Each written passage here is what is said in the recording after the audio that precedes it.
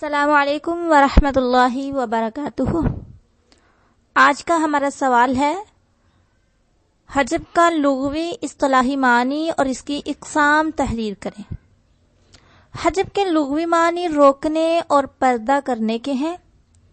اصطلاحی طور پر کسی وارث کو دوسرے وارث کے پائے جانے کی وجہ سے اس کے کل یا بعض حصے سے محروم کر دینا حجب کہلاتا ہے۔ مطلب اس کا یہ ہے کہ کوئی وارث تھا، اسے زیادہ مل رہا تھا، لیکن کوئی اور وارث جب آیا تو اس کا حصہ کم ہو گیا۔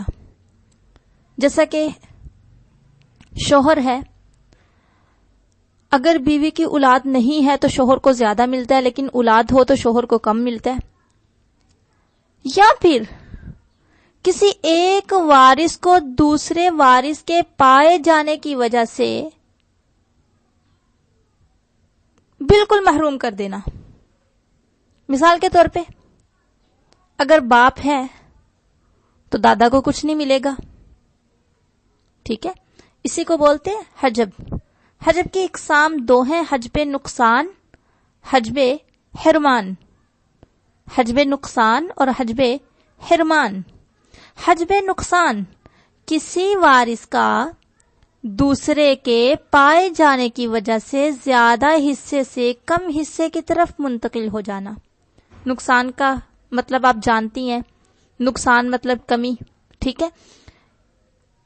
کسی وارث کے پائے جانے کی وجہ سے دوسرے وارث کو تھوڑا کم ملے، جیسا کہ خاوند کا اولاد کی وجہ سے نصف سے چوتھائی حصے کی طرف منتقل ہو جانا، کہ اولاد نہیں تھی تو خاوند کو نصف مل رہا تھا، لیکن اگر اولاد ہو تو خاوند کو چوتھائی ملے گا۔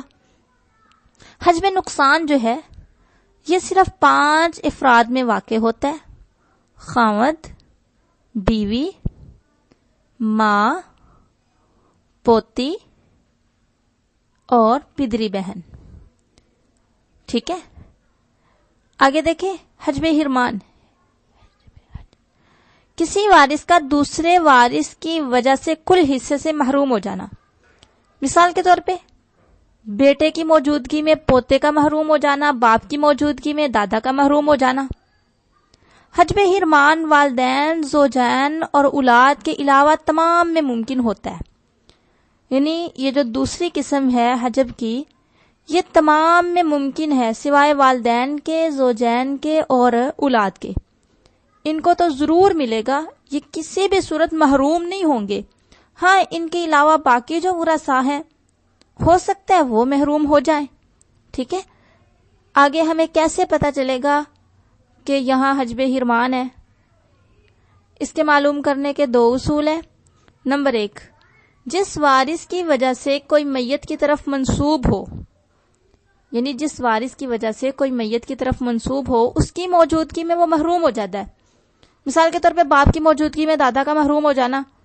نمبر 2، قریبی رشتہ دار کی موجودگی میں بائدی محروم ہو جاتا ہے۔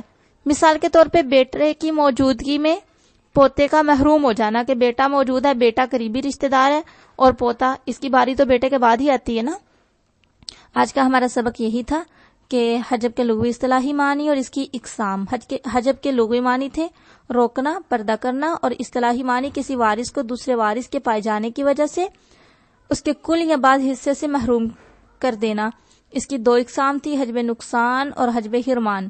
حجب نقصان میں کسی کو زیادہ مل رہا تھا لیکن کسی اور وارث کے پائے جانے کی وجہ سے اسے تھوڑا کم ملا، اور حجب حرمان کے ایک وارث کو مل رہا تھا لیکن ایک اور ایسا وارث پایا گیا جس کی وجہ سے وہ محروم ہو جائے، ٹھیک ہے۔ اور اسے معلوم کرنے کا طریقہ کیا ہے؟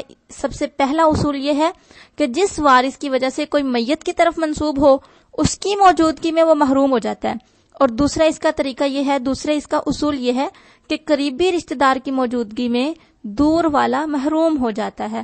باقی انشاءاللہ کل پڑھتے ہیں۔ السلام علیکم ورحمۃ اللہ وبرکاتہ۔